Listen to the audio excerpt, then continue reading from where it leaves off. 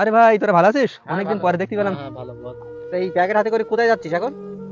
আর বলিস না, একটু হাট করতে যাবো। ছেলেটার কতবার বললাম, তা সে তো গেলই না। হ্যাঁ, এখন যাই হোক, আমি তোদের কাছে একটা কথা বলবো। বল। বলতেছে আমার ছেলেটা বড় হয়েছে, হুম। এখন পেশাতে দেবো, তো একটা মেয়ে দেখ ভালো। আচ্ছা, সে নাই বুঝতে পারলাম, মেয়ে দেখ কোথা, তোর কোনো কি দাবি দাবা আছে?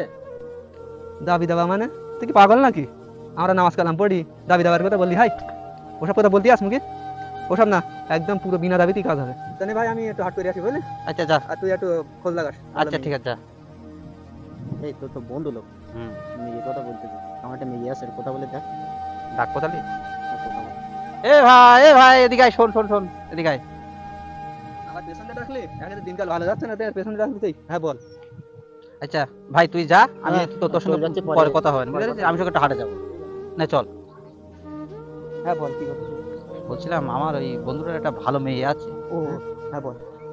ওর একটা ভালো মেয়ে আছে, যেরকম দেখতে শুনতে পরিষ্কার সেরকম কাজ কামও আছে, নামাজ কালামও পড়ে।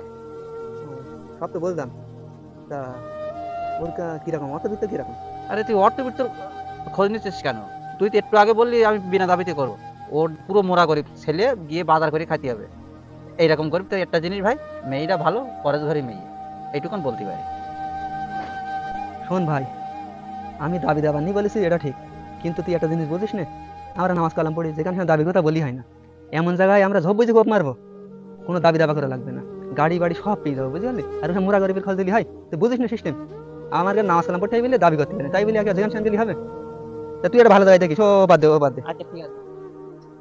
এই বললে এক্ষুনি বিনা দাবিতে বিয়ে হবে, আবার আর দেখতেছি তোমার বড় জায়গায় উঠতে যাচ্ছে, গরিব মানুষের মেয়ে নেবে না। এ তো দেখতে খড় খাবে না, খড়ের গাদায় গা ঘষবে।